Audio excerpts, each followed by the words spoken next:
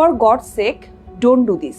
ইউনিসেফের বাংলাদেশ প্রতিনিধি রানা ফ্লাওয়ার্স অন্তর্বর্তী সরকারের স্বাস্থ্য উপদেষ্টা নূরজাহান বেগমকে এভাবেই অনুরোধ করেছিলেন যখন অন্তর্বর্তী সরকার ইউনিসেফের মাধ্যমে টিকা কেনা বন্ধ করার সিদ্ধান্ত নিয়েছিল, যার পরিণাম হয় ভয়াবহ। হামে আক্রান্ত হয়ে প্রাণ হারিয়েছেন 250-এর বেশি, দাবি করছে American association for the advancement of সায়েন্সের গবেষণা ভিত্তিক ওয়েবসাইট সায়েন্স। সংস্থাটি বাংলাদেশের হামের ভয়াবহ অবস্থা নিয়ে একটি বিস্তারিত প্রতিবেদন প্রকাশ করেছে। হামের টিকা নিয়ে আসলে কি হয়েছিল অন্তর্বর্তীকালীন সরকারের সময়ে, কি আছে সায়েন্সের প্রতিবেদনে, জানবো আজকের স্টার এক্সপ্লেন্সে। বাংলাদেশে 9 ও 15 মাস বয়সে শিশুদের হাম রুবেলা টিকার 2টি ডোজ দেওয়া হয়। ইউনিসেফ এই টিকা সরবরাহ করত, যার অর্থায়ন আসত মূলত বিশ্বজুড়ে সরকারি বেসরকারি অংশীদারত্বে পরিচালিত টিকার জোট গ্যাভি ও বাংলাদেশ সরকারের পক্ষ থেকে। কিন্তু টিকা সরবরাহ পদ্ধতিতে একটি বিতর্কিত পরিবর্তন আনে অন্তর্বর্তীকালীন সরকার। 2025 সালের সেপ্টেম্বরে ডক্টর মোহাম্মদ ইউনূসের নেতৃত্বাধীন অন্তর্বর্তী সরকার ইউনিসেফের মাধ্যমে টিকা কেনা বন্ধ করে দিয়ে উন্মুক্ত দরপত্র পদ্ধতি চালু করে। ইউনিসেফ এই পরিবর্তনের তীব্র বিরোধিতা করে। সংস্থাটি বলেছিল এই পদ্ধতি টিকাদান ব্যবস্থা ব্যাহত করবে এবং মহামারীর ঝুঁকি তৈরি করতে পারে। ইউনিসেফের বাংলাদেশ প্রতিনিধি রানা ফ্লাওয়ার্স সায়েন্স জার্নালকে বলেন, বিষয়টি খুবই হতাশাজনক ছিল।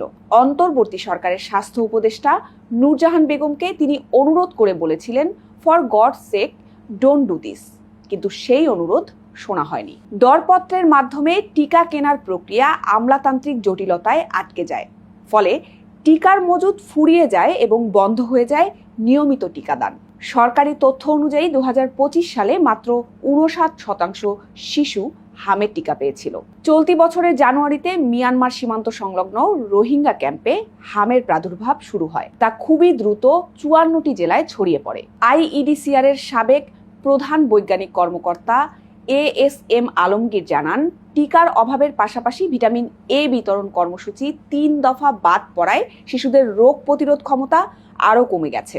আইইডিসিআর এর উপদেষ্টা মোহাম্মদ মুস্তাক হোসেন বলেন, টিকাদান ঘাটতির বাইরেও বাংলাদেশের হামের সংকট গভীর কাঠামোগত দুর্বলতার প্রতিফলন। স্বাস্থ্য অধিদপ্তরের রোগ নিয়ন্ত্রণ বিভাগের সাবেক পরিচালক বেনজির আহমেদ বলেন, বর্তমানে হাম যে গতিতে ছড়াচ্ছে তাতে জরুরি কর্মসূচি দিয়েও এই প্রাদুর্ভাব ঠেকানো সম্ভব নাও হতে পারে। এ বিষয়ে প্রধানমন্ত্রী তারেক রহমানের স্বাস্থ্য বিষয়ক বিশেষ সহকারী জিয়াউদ্দিন হায়দার জানিয়েছেন, বর্তমান সরকার গত এপ্রিলে পুনরায় ইউনিসেফের মাধ্যমে টিকা কেনার পদ্ধতি চালু করেছে এবং 5 এপ্রিল থেকে উচ্চ ঝুঁকিপূর্ণ এলাকায় জরুরি টিকাদান কর্মসূচি শুরু হয়েছে।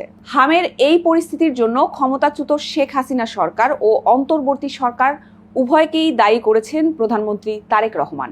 তবে শেখ হাসিনা ইমেইলের মাধ্যমে সায়েন্স জার্নালকে জানিয়েছেন, তার 15 বছরের শাসনামলে টিকাদান অগ্রাধিকার ছিল এবং বড় আকারে হামের প্রাদুর্ভাব হয়নি। অন্তর্বর্তী সরকারের স্বাস্থ্য ও পরিবার কল্যাণ মন্ত্রণালয়ের বিশেষ সহকারী ও বাংলাদেশ মেডিকেল বিশ্ববিদ্যালয়ের সাবেক উপাচার্য অধ্যাপক সাইদুর রহমান দাবি করেছেন, পুরনো ক্রয় ব্যবস্থা জরুরি প্রয়োজনের উপর ভিত্তি করে তৈরি হয়েছিল এবং এর সংশোধন প্রয়োজন ছিল। সায়েন্স জার্নালকে পাঠানো ইমেইলে তিনি লিখেছেন, অন্তর্বর্তী সরকার চেয়েছিল এটিকে ভবিষ্যতে নিয়মিত ও নিয়মতান্ত্রিক ব্যবস্থায় রূপান্তর করতে, যেন স্বচ্ছতা নিয়ে প্রশ্ন না ওঠে বা পক্ষপাতিত্বের ধারণা তৈরি না হয়।